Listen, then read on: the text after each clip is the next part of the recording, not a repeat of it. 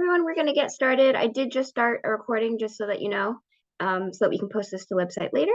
Thank you for joining our meeting tonight. Also, hopefully you can hear me okay. My name is Allison. I'm with the Kittleson Associates, the consultant team.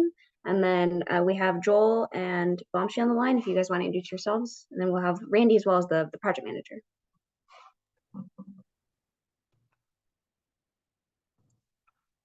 Hi, I'm Vamshi Alasetti with Kittleson Associates. And I'm Joel Marias, also with Kittleson Associates. Randy Proch, the project manager on behalf of the City of Glendale. Thanks, Randy. I think I'm going to let you take it away, actually. Well, thank you. And we appreciate all of you that were able to join us this evening. Hopefully you received our mailer and had a chance to check out the project website. I've put some information in the chat box as well. The city received a grant, and with this grant, we were able to bring on Kittleson to look at the viability of bicycle facilities on 67th Avenue from Choya Street to the north all the way to Greenway Road.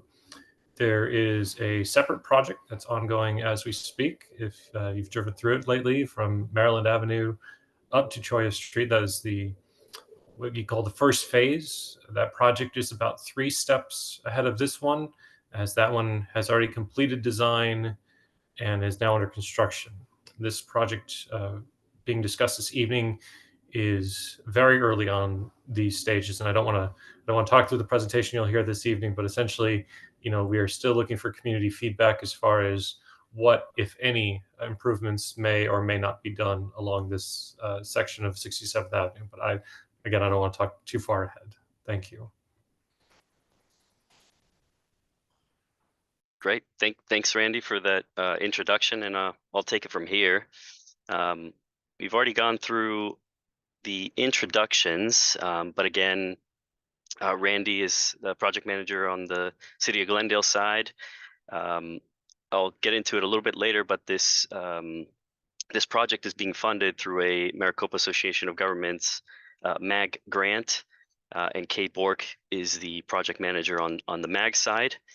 And then today, myself is accompanied by Vamshi and Allison for Kittleson Associates, the consultant for this project.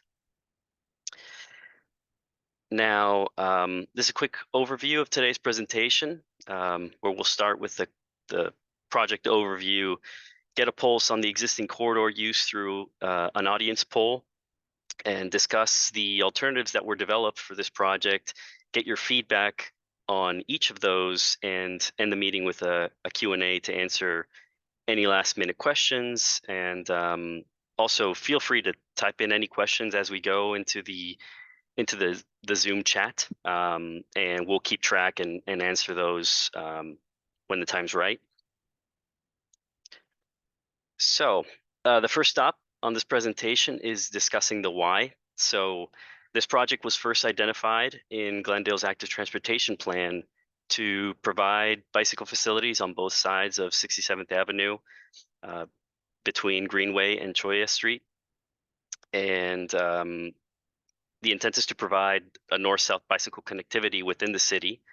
This project would also look at improving the crossing for people walking and biking, and connect to important regional facilities such as the Arizona Canal Trails, as you can see there on the map.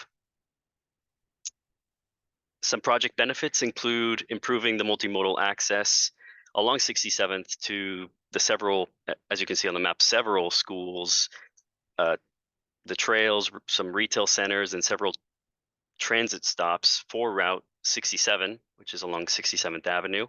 And this project will connect and extend the Phase 1 bike lanes, which are currently under construction, as Randy was explaining, and to connect to other bicycle facilities and bike lanes, as you can see also on this map, to the west into Peoria and some east into Glendale. Now, a project overview. This project, as I mentioned at the beginning, is being funded by a grant through MAG, and this stage is what we would consider the planning phase. in which we are tasked with preparing a set of conceptual designs for the type of facilities that could fit the roadway context. We are here to collect feedback through a public outreach effort and we will summarize all the information we collect into a final report.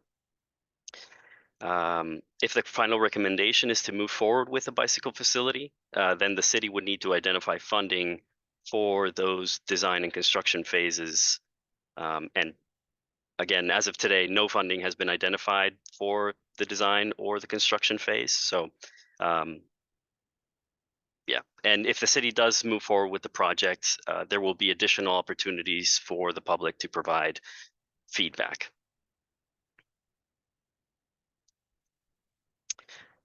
Now, for some high-level roadway context, this project is along 67th, of course, and between Greenway Road and Choya Street.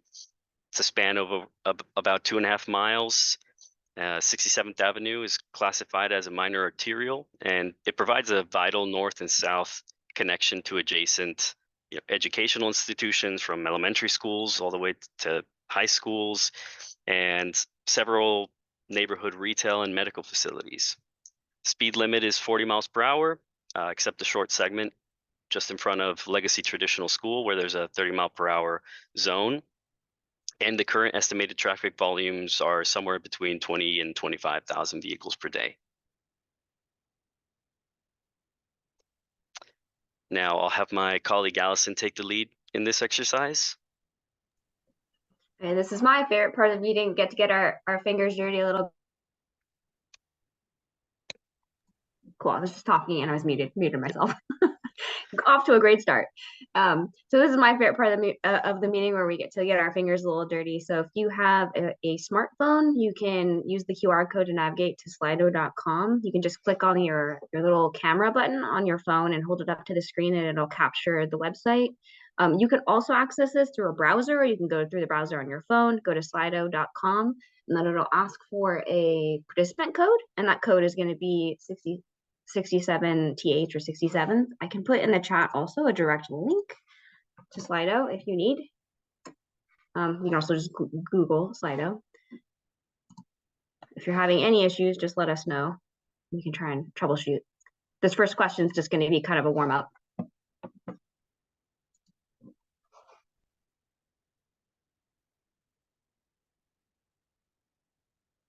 Right, Joel, you want to activate?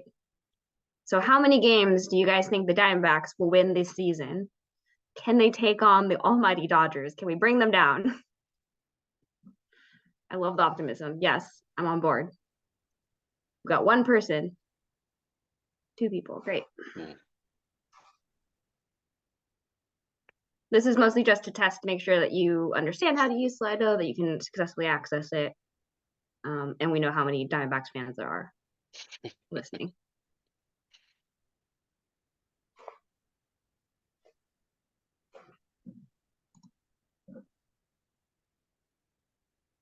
I'm gonna give it one more minute. I know there's a couple more people that haven't voted.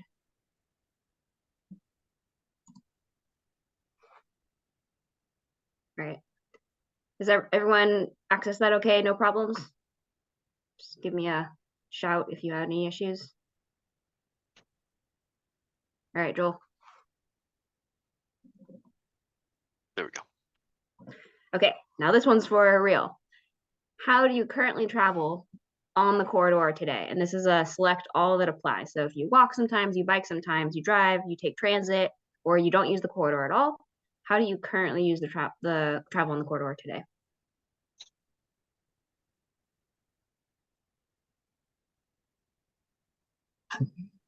This is you could choose multiple options on this question. Mm-hmm.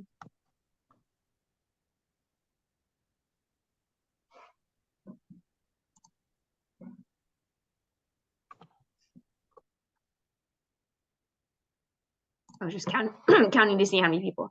So we've got 3 people. Does anyone else want to participate?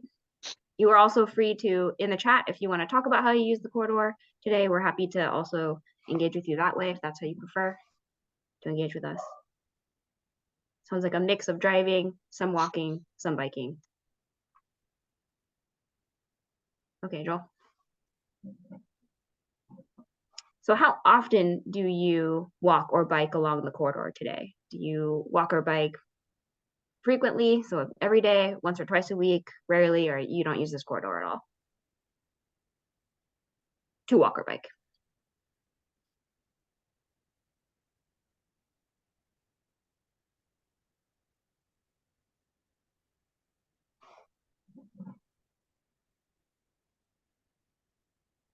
I see a comment in the chat here from Brad. Brad uses the canal for bike riding and dog walking, but does not use 67th except to drive, currently as it is today.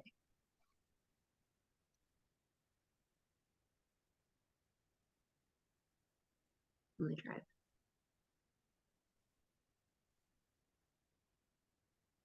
Anyone else? I also use the canal for bike riding. I love the use of trails.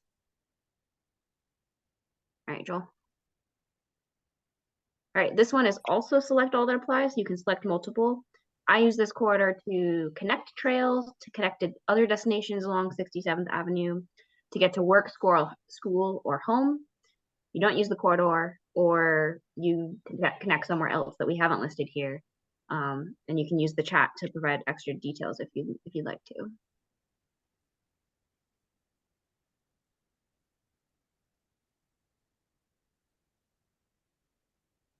So far, we've got a good mix.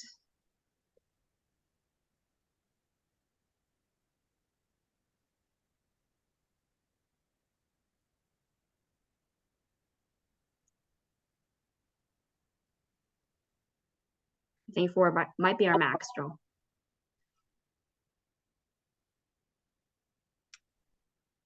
Would you bike on this corridor if it had a bike? Oh, am I hearing someone else? Or is it me? No, okay.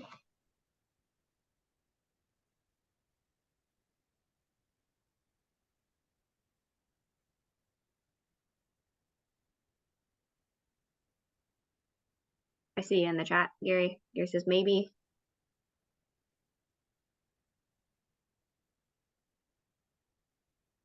So we're pretty fairly split with one maybe in the chat.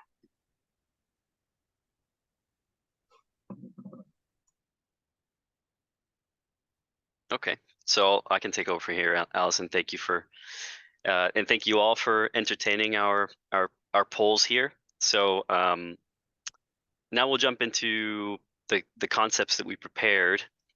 As far as how we developed these concepts, there were several factors that we took into consideration when putting these together. So these include providing a comfortable and safer facility for cyclists and pedestrians, facilitating convenient access to transit, minimizing roadway and right-of-way impacts, such as maintaining the existing pavement width, minimizing traffic signal changes, and construction costs. There we go. So taking a look at today's roadway there on the cross section on the left, 67th Avenue is currently a 5-lane cross section, 2 lanes in each direction, 13-foot 2-way center turn lane, with the outside lanes being significantly wider at roughly 14.5 feet. Now, there at concept 1, we're looking at trying to install a striped bike lane, essentially just a 5-foot bike lane separated by a solid white stripe, pretty typical, and providing consistent 11-foot travel lanes for motor vehicles. Concept number 2 is to install buffered bike lanes, which would add a 4-foot bike lane, but we would separate the bike lanes from the vehicle lanes by a 2-foot solid two solid white stripes 2 feet apart to create more separation between the bike lane and the vehicles. And concept 3 goes a little bit further, or goes further definitely, and would provide a raised physical separation, such as a narrow median between a 5-foot bicycle lane and the vehicle lanes to provide the most comfortable facility out of these 3 concepts. Now, before I go further, we're going to dive in deeper to each alternative. We're going to show you each concept, and each concept will begin with a bird's eye render of the improvements, of the proposed improvements, followed by a respective cross-section and a street view render of these improvements. So let's move on to concept number 1. So what you're seeing now is a bird's eye view at 67th and Thunderbird looking northwest. So kind of towards the top right is northbound. Now I'm going to overlay concept 1 onto this aerial. And what I want to highlight a few things, but particularly the 5-foot bike lane there, as you can see on both sides of the intersection. We also have a look at one of the potential intersection treatments, and this concept showing the bike lanes on the outside, pavement limits where the bus stops would overlap with the bicycle facilities. So this could either be in the configuration there, or the bike lane sharing, the right turn / bus stop sharing the lane with cyclists. That would be a concept 1. Now here, every concept will have roughly the same, like I said, with this cross section and what we call the street view of the render. So the advantages of concept 1 would be that these improvements would fit within the existing roadway footprint, and would only need relatively minor roadway improvements. With this, we would likely see the shorter of construction schedules out of these 3 concepts, and can be completed with a relatively low cost. Some of the disadvantages would be that this would be less inviting for less confident, experienced cyclists, such as school kids, and this may not feel like a comfortable facility for most. And additionally, as I discussed previously, there'd be the overlap between the bus stops or the transit vehicles and cyclists.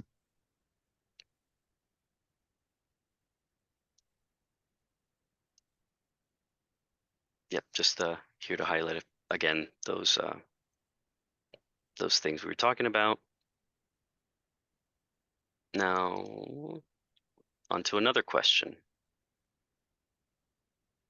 Okay, so take out those phones again, go back to Slido, and we want to hear what your thoughts are on this concept. Do you like it? Do you not like it? Would you use this facility? Would you not use the facility, and why? And what kind of enhancements would you suggest? So I know that some people said that they would maybe take the corridor if there was a bike lane. Would this be the concept that would push you over the edge to make you bike on it, or what could be improved? Joel, Randy, maybe one of you can answer this question. Gary is asking, what is being done on the current project? I'm assuming Gary's asking about phase 1.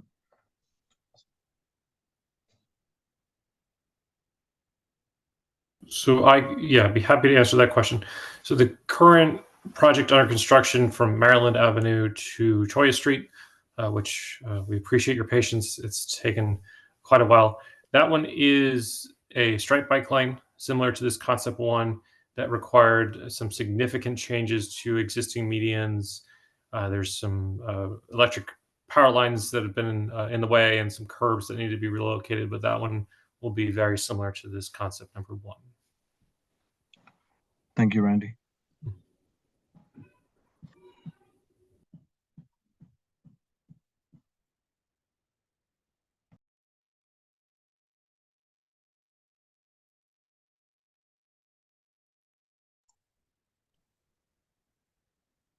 And I'll add one more thing about these. I guess this public feedback. If for some reason you're unable to provide or give answers to these questions now, I'm getting ahead of myself, but there will be a survey on the project website tomorrow, starting tomorrow, and I'll talk about that a little bit later. But yeah, if anyone has any difficulty providing their answers at this moment, there will be another opportunity to do so. There is another comment in the chat from Mark. I would not use it. Way too dangerous. Sure. Thank you, Mark.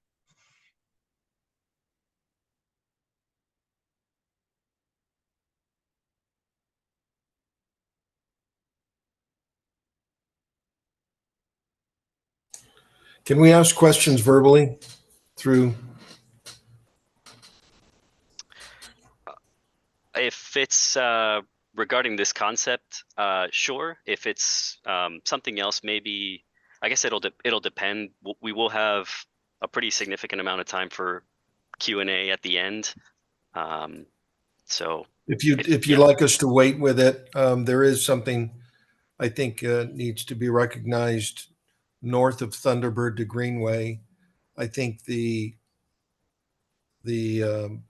challenges are much greater from Thunderbird to Greenway due to the impact of the elementary school, and the flow of traffic seems to be at a much higher rate of speed.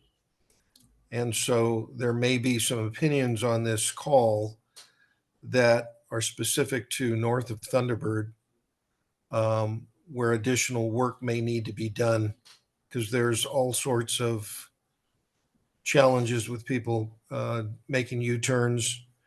And so there may be some opinions that are stronger north of Thunderbird that might drive, some improvements additionally to reduce the level of danger for all pedestrian traffic, walking, riding bikes, and maybe some additional signage. And I'm not speaking of, reducing the speed, but there's huge violations of U-turns that take place between Thunderbird and Acoma that is frankly too crazy to even to go into detail right now. But I'd just like to at least have some comment later on, because I do believe that the bike path is needed, is valuable, and it probably could help, but there's got to be some additional work done depending on the strategy chosen. I'll hold my questions for the end. Thank you, Joe. I appreciate the feedback, and we'll take that into consideration. And definitely, if you'd like to have that in writing, either in the chat or maybe you can add those comments into the survey that will be available on the website tomorrow. That'd be great, so we can have that documented. And yeah, if you have more questions, we can talk about that at the end. I'll answer the question about the bridge quickly before moving on to the next question. There will be, I guess, skipping towards the end, there will be roll plots that show the improvements or concept of these improvements from one end to the other, available again tomorrow. But the bridge, whatever the improvements are, we would not be able to add any physical, any more concrete work. We can't add any load to the existing structure because it was not built for, it was built for what it is now. So any improvements will be mainly striping and some minor, whatever it could be, but minor posts or something of that kind. It hasn't been determined, but we can talk about that a little bit later. I think I'll just jump ahead because I think we're running a little bit long here. So again, looking northwest, overlay concept number 2. This is highlighting the 4-foot buffered bike lane. I'll look at another potential intersection treatment a little bit less green than the one we were showing in concept 1, but interchangeable somewhat. And a different bicycle configuration where the bus path, as they approach the bus stops, the bus stop and the right turn lane is on the outside, where the bike lane would be on the inside, similar to what it's going to be in phase, or what is designed in phase 1. So let's jump into the next one. Some of the advantages of concept 2, while these improvements would require a couple feet of pavement, in some locations, these improvements would still be considered minor. Still no anticipated right-of-way impacts, no significant utility impacts. And this concept would provide slightly greater separation between the vehicles and the bicycle pedestrians compared to concept 1. And we could see that we could potentially see that the bicycle lanes would be used by a slightly larger cyclist population. Disadvantages are just about the same as concept 1, where still less inviting for less confident, experienced cyclists, and may not feel like a comfortable facility. And again, there's still the overlap. There's still a conflict zone between buses and cyclists at the bus stops. So moving on to the next poll. So this is the same deal as before. We want to know, what are your thoughts about this concept? What do you like about it? What do you not like about it? Would you use this facility, or would these improvements to this facility encourage you to bike more than if we had the concept number 1, or than what's there today? And would you suggest any particular enhancements to this concept?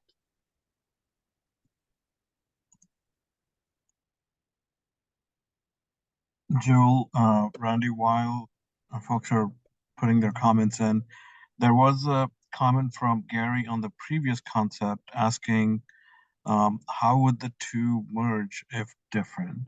So I'm assuming Gary's asking if for this phase 2, if we end up choosing a different concept, how would that transition work into phase 1?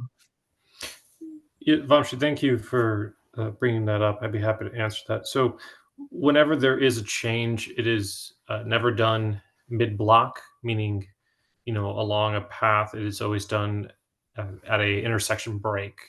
So with Cholla being the southernmost bounds of this project, and subsequently the northernmost limits of the first phase of the project, that break at Cholla Street would represent any sort of change. So again, with phase 1 being a striped bike lane, if there was an alteration here in phase 2, and again, we're looking at concept designs today. There is no funding for a complete set of drawings or construction for anything that is discussed this evening. But again, that intersection would be that natural break point between the two designs.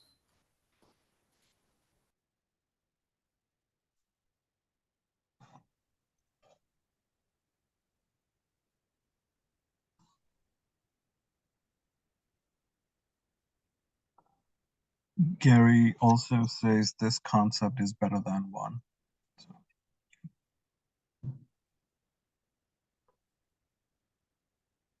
Sure. Give another maybe few seconds. I see one more person. Randy, if you can answer this question that came up.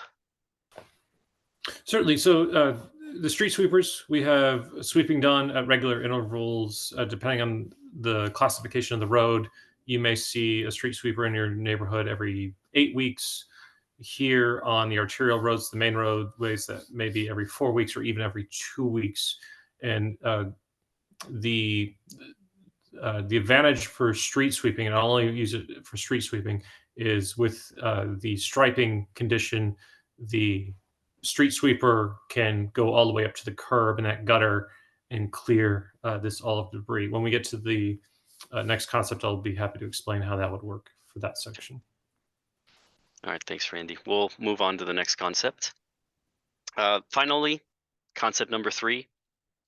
Run through it a little bit quicker, though I'll definitely want to highlight the protected bike lanes. As you can see here, a look at a potential protected intersection treatment in the case that we do want to go with we would want to go with a protected bicycle facility. And in this concept, we're showing a bicycle lane configuration where we would completely separate cyclists and transit, as you're seeing there, to make this a more uninterrupted path and to remove the conflict zone between transit vehicles and cyclists. Now, the advantages of concept 3 would be that this concept would provide a physical separation between vehicles and the bicycles and pedestrians, and would likely be the most comfortable facility for most types of cyclists. And this would allow for safer crossings at side streets and driveways. And as shown in the bird's eye view, it removes that conflict between public transit and cyclists. Disadvantages, of course, would come at significant roadway reconstruction would be required to widen the pavement and install the separating medians, and to create the bus stop, those bus boarding islands, if you'd like, to remove the conflict zone. And we are likely looking at the longest construction schedule and cost out of these 3 concepts. So just keeping that in mind. And one more time, I'll ask everyone to provide some feedback here.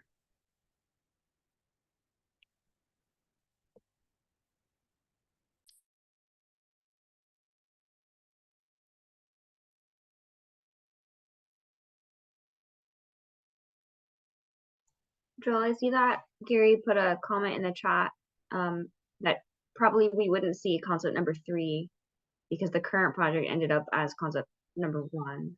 If you want to respond to that.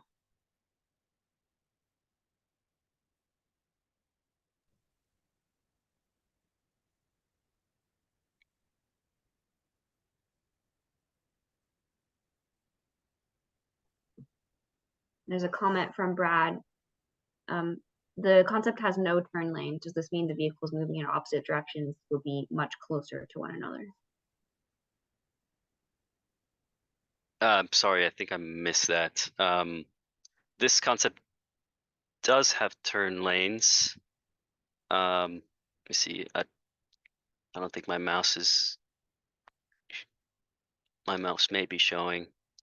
This aerial doesn't help much. It's a bit smaller, but there is we do have we would still maintain right turn lanes, the left turn lanes on each approach along 67th, and in this concept on Thunderbird there would be no changes to the lane geometry, but yeah.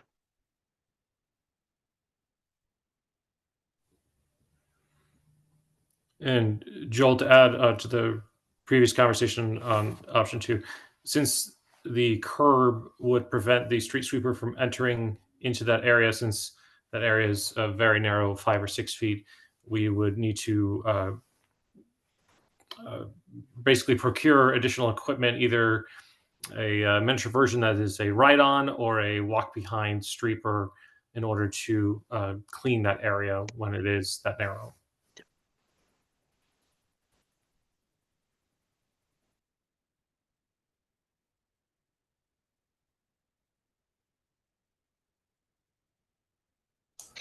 So one of the problems is cleaning that area that is protected by a curb. My question is, there would not need to be any widening of the current street. It would just be the additional cost for the curbs and the directions around the bus stops. Is that accurate? Joe, great No. question. Yeah, go ahead, Go Randy. ahead. No, Joe, go. Okay, yeah, so the street would need to be widened under this concept because to maintain the 5-foot bike lane, or to install a 5-foot bike lane and still provide that 2-foot vertical separation and maintain 11-foot lanes, the minimum 11-foot lanes that Glendale is asking for, we would need to widen, I think maybe about 6 extra feet laterally. On each side? No, on 3 Not Is on that each on side, each sorry. side? No, total. And just a clarification here, we're not gonna need additional right of way per se. Right, Gerald? It's more about expanding the pavement width to accommodate that additional feet. So the right of way essentially will still remain the same. So no businesses or homes along that corridor would not be impacted. It's more just widening the pavement width. So- Correct. Okay. So you wouldn't, when you say widening the road but not impacting the residents there, you created sidewalks and current curbs. You're not going to, am I correct in assuming that you would not need to remove curbs that are already in existence to widen the road? Or will you? The curb that's there today would need to be demolished, and new curb would have to be put in to widen the asphalt. Even though we'd be putting in the median curb, it wouldn't fall. The existing curb wouldn't fall where that curb is needed, so it would have to be redone.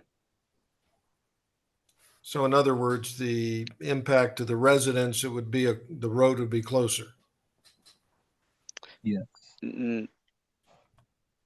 No, not The bike path would be closer. the bike pad would be closer. The vehicles would not. So realistically, is option 3 really feasible since you already created these curbs since 2019? I mean, you're taking survey data, right? But do you have the capability of the option 3 really being a concept that could be entertained if it's going to be that much construction? So, Joe, I'd be happy to answer that on behalf of the city. Sure, I think is the answer. We are very preliminary on this discussion. Again, there's no money identified past this stage of the project to get to 100% a design, meaning a full set of schematics, nor has this project been identified for any construction funding. One of the Okay. nice things about this project, and just to look through the chat earlier, just as far as what is really possible considering what was done with phase 1. Phase 1, we had no public feedback. We went through a similar project, had a similar open house, and unfortunately no one showed up. So one of the best things that is occurring tonight is we have, I believe, 6 or 7 of you that have tuned in this evening to provide your feedback. This feedback is highly valuable to us. And certainly we know the challenges that a lot of people have, and the idea of accepting a bike lane or using a bike lane when it is striping alone. So, all this is very valuable to us. Very good. Thank you. Randy, Joel, there's a comment from Gary. Was phase 1 offered the same 3 concepts? If so, why did it end up as concept 1? So, I think you may have answered that previously. So.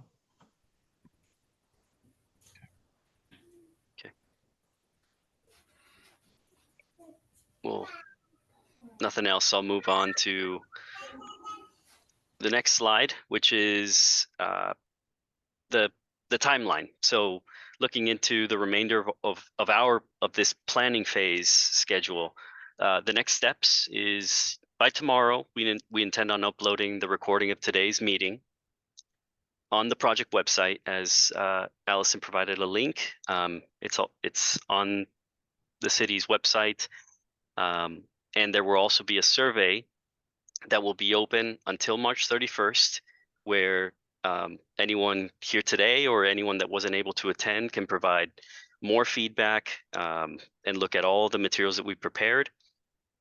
And after March 31st, we will compile and summarize all the feedback we receive into a final report, which we will then submit to the city and MAG, which will culminate this planning phase. Now, before we get into the Q&A, I want to highlight once more the project website. You can see the link there.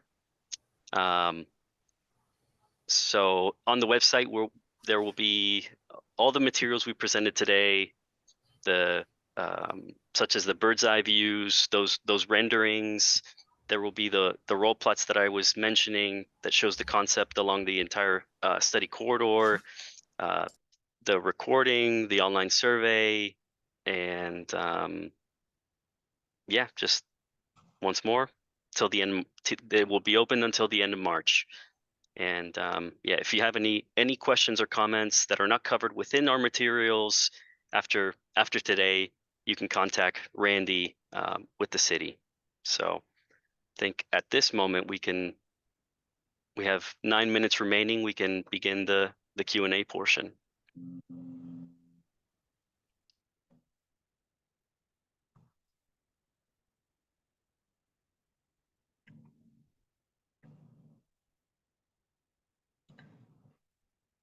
Any additional You questions? want us to, can we verbalize their questions or do we have to put them in text?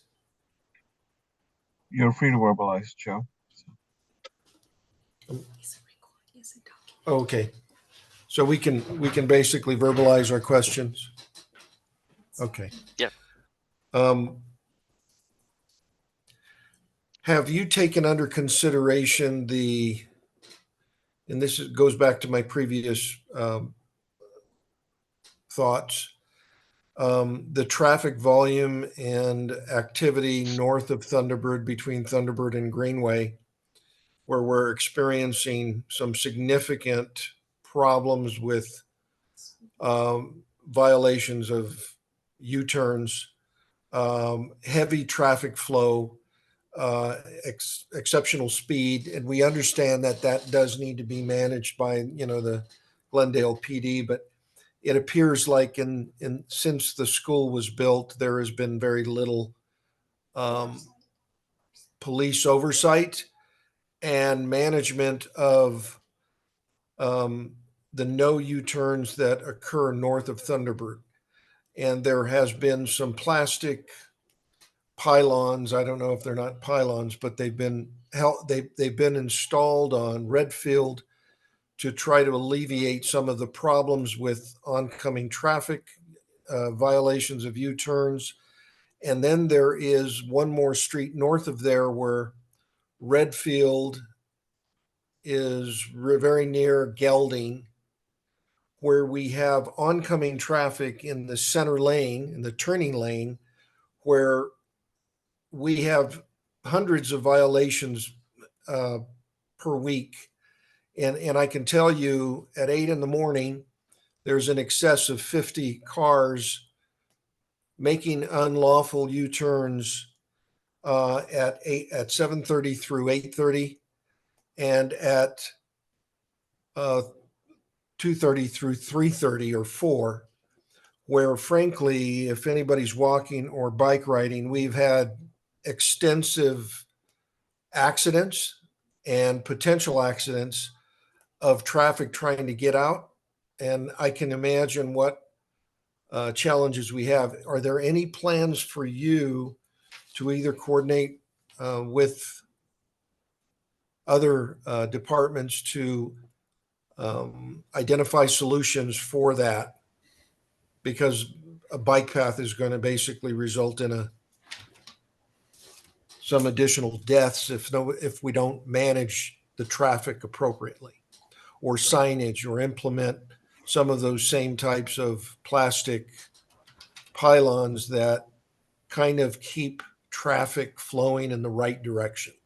Sorry for the lengthy question, but something needs to be done there. And I'm all in favor of bike paths, but I'm a bike rider. We need to also make sure they're safe. So, Joe, I will be happy to take that question on behalf of the city. Certainly, you are correct, and enforcement is really the key as far as next steps. With Kittleson, any sort of high turnover areas, meaning people coming in and coming out during those peak times, is certainly under advisement. The nice thing about Kittleson is they're engineers.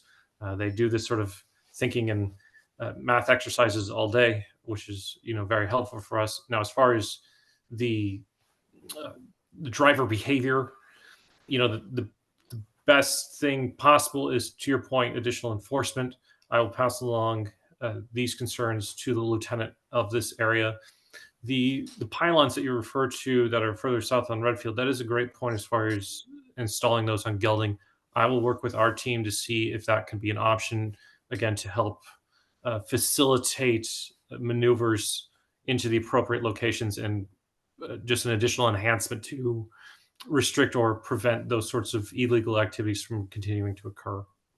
Thank you, Randy. That would be advantageous, and all in the area would be appreciative. Thank you. Thank you for looking into that. You're welcome. Dr. Wilcox, I'll answer your two questions as well from the chat. The other phase was a very similar effort, in fact, a grant funding for this initial concept design. We went after 2 additional grants to finish the design and then do the construction as well. So that was 95% approximately paid by the feds through a federal grant application, and the city only incurred a 5% cost on that. So essentially pennies on the dollar for that to occur. Your other question about 59th and 51st have different challenges. They're designed differently and have different expectations. So certainly 67th was a, believe it or not, a easier path to get towards implementation. And that's why we went with a 2-phase approach to certainly look favorable for grant applications, as well as do a very lengthy corridor from Maryland Avenue just south of Glendale there all the way north to Greenway Road. So that's a very significant outlook, and certainly this is really going to be our first arterial, meaning main roadway bike facilities in the city of Glendale. Many other cities to the north, to the west, and to the east of us have already lived this life, I guess you could say, for decades in some regards. So certainly we're almost a gap fill in providing facilities with neighbors to our west and our east that have similar facilities already.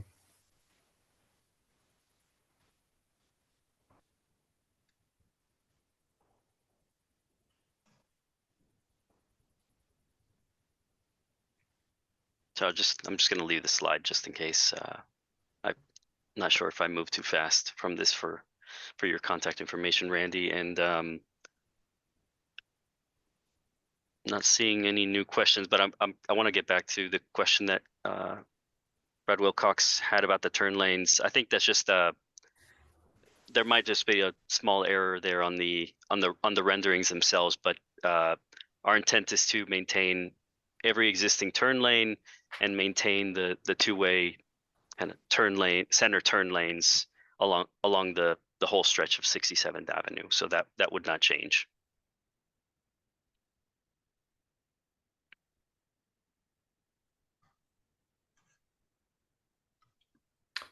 Joel, I see Dr. Wilcox has asked another question in chat. I'd be happy to answer it if it's okay with you guys. Yeah, go ahead. Oh, thank you. So to your question, and I'm glad you asked this because I'd love to tell, I think we have 6 residents here. So the bike lane is not intended for anyone to be uncomfortable. If you are more comfortable riding the sidewalk, please continue to ride on the sidewalk. You are more than welcome to. It's not restricted by age or type of cycle. You are welcome to use the sidewalk. The bike facilities do 3 things. They provide bicycle facilities for those who are comfortable riding on the road. They, you could say, they right size the travel lanes. So in the current conditions that were on the one of the first slides, we have very wide lanes typically the wider the lane, the more comfortable you feel. The more comfortable you feel, the less aware and active driving you do, and more tendency to speed. The third thing that the bike lane does is for sections where the sidewalk is right against the road, a bike lane now provides a 6-foot separation between you on the sidewalk and the car driving past. So it is for those three things. It's not necessarily to draw and create higher ridership numbers. Those that want to ride on the road are already riding on the road, and so this doesn't change cyclist behavior for those that aren't comfortable to suddenly become comfortable. Now, certainly, option 3 may sway some percentage to come off the sidewalk onto the street, but that's remains to be seen, I guess you could say.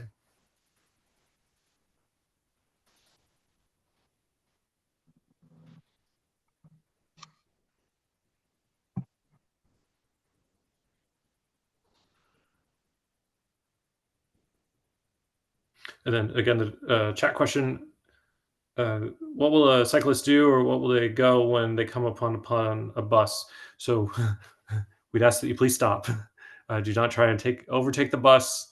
If the bus is currently in that location in the option 1 or 2, please unclip, put that foot down, and wait for that situation to occur. 67th Avenue is a popular bus route. We do provide those services throughout the city of Glendale, and then further south into the city of Phoenix. Option 3 has the separated route, so the cyclist and the bus do not interact in that regard. And of course, whatever the preferred alternative ends up being, we will do our best to separate, not have those sharing turn lanes, bike lanes where possible, trying to separate them out so they each have their space. But yeah, definitely follow Randy's advice there.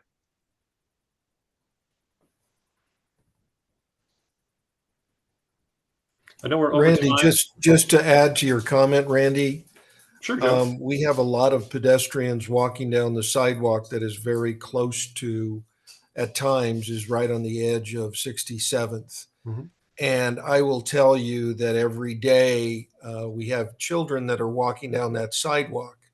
And I am so afraid because the traffic comes within feet of the end of the road, of the curb. So having a bike path will greatly improve the safety. And you would not believe, I just cringe every time I see these young girls from my neighborhood walking around the corner down the sidewalk. It is the people are coming down, not 40 miles an hour, but 45 and 50 miles an hour.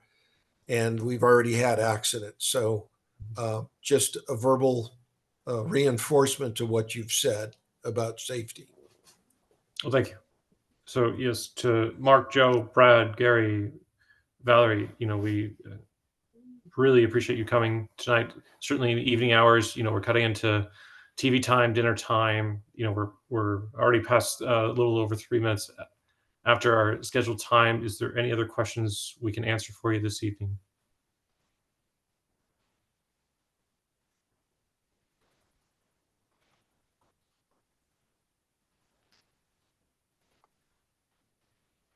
Okay, hearing none, seeing none. Joel, did you have anything further to add? No, just I really appreciate everyone joining us today and all your comments, and we will do our best to compile every single one of them.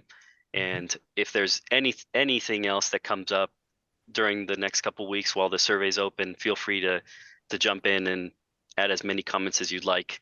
We're very excited that we've got some people interested in this project, and we want to do what's best for the community. So thank you again.